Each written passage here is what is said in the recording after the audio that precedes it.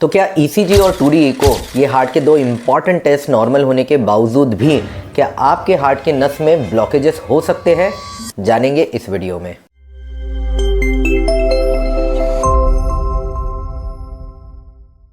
अपने मेन मुद्दे पर आने से पहले शॉर्ट में मैं डिस्कस करना चाहूँगा कि ये ईसीजी और 2D एको के जो टेस्ट है इसमें बेसिकली क्या होता है और ये हमें क्या बताते हैं। तो ईसीजी बेसिकली जो हमारे हार्ट की इलेक्ट्रिकल एक्टिविटी है उसका पेपर पे लिया गया एक रिकॉर्ड है जिसमें हमें अलग अलग वेव्स नज़र आते हैं। इससे हमें ये पता चलता है कि हार्ट का रेट कितना चल रहा है, किस स्पीड से दिल धड़क रहा है, और दूसरा हार्ट के धड़कने का रिदम कैसा है, क्या वो रेगुलर है, इरेगुलर है। तीसरा, अगर हार्ट को कोई मेजर डैमेज है, अगर हार्ट में कोई मेजर बीमारी है तो भी हार्ट के ईसीजी में जो वेव्स आते हैं उसकी जो बनावट है थोड़ी एबनॉर्मल हो जाती है, थोड़ी गड़बड़ हो जाती है, और उससे भी एक अंदाज़ लगाया जा सकता है कि इस व्यक्ति के हार्ट में कोई बीमारी हो भी सकती है या नहीं, और अगर हो सकती है तो कौन सी हो सकती है, इसका एक रफ अंदाज ईसीजी देखकर लगाया जा सकता है। दूसरा, हम बात करेंगे 2D एको के टेस्ट के बारे में। ये जो 2D एको होता है ना, ये बेसिकली हार्ट की सोनोग्राफी है। तो इसमें हार्ट हमें डायरेक्टली नज़र आता है। तो इसमें हम क्या देख सकते हैं कि क्या हार्ट में स्ट्रक्चरल या फंक्शनल कोई प्रॉब्लम है, यानी कि हार्ट की जो बनावट है, हार्ट की जो दीवारें हैं, हार्ट के अंदर जो वाल्व या दरवाजे हैं, हार्ट में जिस तरह से ब्लड फ्लो हो रहा है, हार्ट के पंपिंग की क्या ताकत है, तो हार्ट का ओवरऑल स्ट्रक्चर और उसका जो फंक्शन है पंपिंग का, इसमें कोई प्रॉब्लम है या नहीं, ये हम 2D एको के टेस्ट में देख सकते हैं। अब आते हैं हमारे मेन मुद्दे पर कि अगर 2D एको और ईसीजी ये दोनों ही हार्ट की जो इम्पॉर्टेंट टेस्ट है अगर वो नॉर्मल है तो क्या आपको उसके बावजूद भी हार्ट की नसों में ब्लॉकेज हो सकता है। देखिए, जैसे मैंने बताया, ईसीजी हमें ये बताता है कि हार्ट का रेट और रिदम कैसा है, और अगर कोई हार्ट को मेजर डैमेज है तो उसमें भी ईसीजी में कुछ चेंजेस आ सकते हैं। जबकि 2D एको में डायरेक्टली हमें हार्ट नज़र आता है, हार्ट के काम करने में कुछ अगर प्रॉब्लम है, हार्ट के स्ट्रक्चर में कुछ प्रॉब्लम है, कुछ वीकनेस, डैमेज है, तो वो हमें 2D एको में दिख जाता है। लेकिन इन दोनों ही टेस्ट में हार्ट की हमें नसें नज़र नहीं आती है और नस के अंदर ब्लॉकेज है या नहीं नज़र नहीं आता है। जैसा कि मैं आपको ये दिखा रहा हूँ,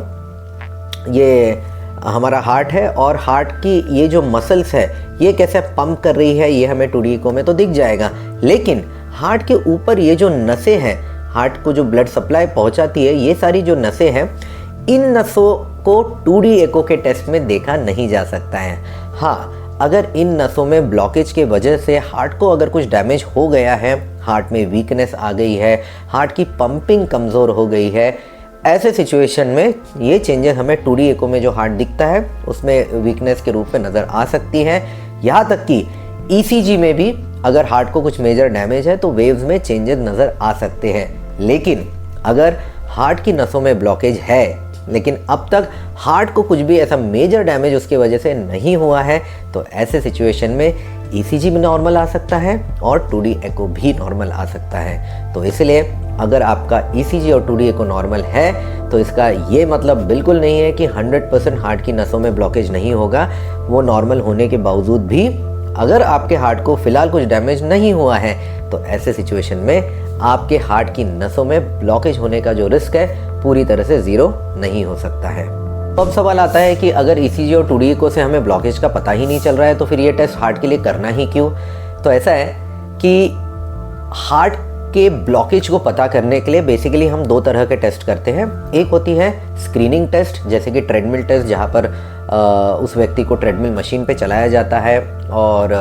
फिर देखते हैं कि चलते हुए ईसीजी में कुछ चेंजेस आ रहे हैं या नहीं। अगर आते हैं तो ब्लॉकेज की पॉसिबिलिटी ज़्यादा है, हम ऐसा कह सकते हैं। दूसरी होती है एंजियोग्राफी का टेस्ट, जिसमें डायरेक्टली हार्ट की नसें दिखती है और ब्लॉकेज है या नहीं वो भी समझ में आता है। लेकिन इन जनरल बिना हार्ट की बेसिक टेस्ट यानी कि ईसीजी और 2D एको को किए हम डायरेक्टली ये हायर एंड टेस्ट नहीं करवाते हैं। क्योंकि अगर मान लीजिए उस व्यक्ति के हार्ट को में ऑलरेडी वीकनेस है, हार्ट की जो ताकत है वो नॉर्मल 60% जो होती है उससे कम होकर 30% हो गई होगी, और ऐसे सिचुएशन में अगर हम उसका ईसीजी और 2D एको करते नहीं है, हमें पता ही नहीं चलता कि उसके हार्ट में वीकनेस है करके, और डायरेक्टली ऐसे व्यक्ति को अगर मैं ट्रेडमिल पर चलने के लिए कह देता हूँ तो ये उसके हार्ट के लिए ख़तरनाक हो सकता है। और इसीलिए कोई भी ट्रेडमिल जैसा टेस्ट करने के पहले, ट्रेडमिल मशीन पे चला के ब्लॉकेज का अंदाज लगाने के पहले 2D एको करके उस व्यक्ति के हार्ट की क्या सिचुएशन है, क्या ताकत है, इसको देखना ज़रूरी है। और दूसरी बात जो दूसरे टेस्ट के बारे में मैंने कही, एंजियोग्राफी की टेस्ट, ये ज़रा हायर एंड टेस्ट है, हॉस्पिटल में एडमिशन करवाना पड़ता है, तो इसीलिए डायरेक्टली हम किसी का भी ये हायर एंड टेस्ट करवाने के पहले कभी भी अनलेस अनटिल कोई इमरजेंसी हो, कभी भी एक बेसिक स्क्रीनिंग टेस्ट पहले करवाना ज़रूरी है। और अगर उसमें प्रॉब्लम आती है तो ही ये हायर एंड के टेस्ट करने चाहिए। और फाइनली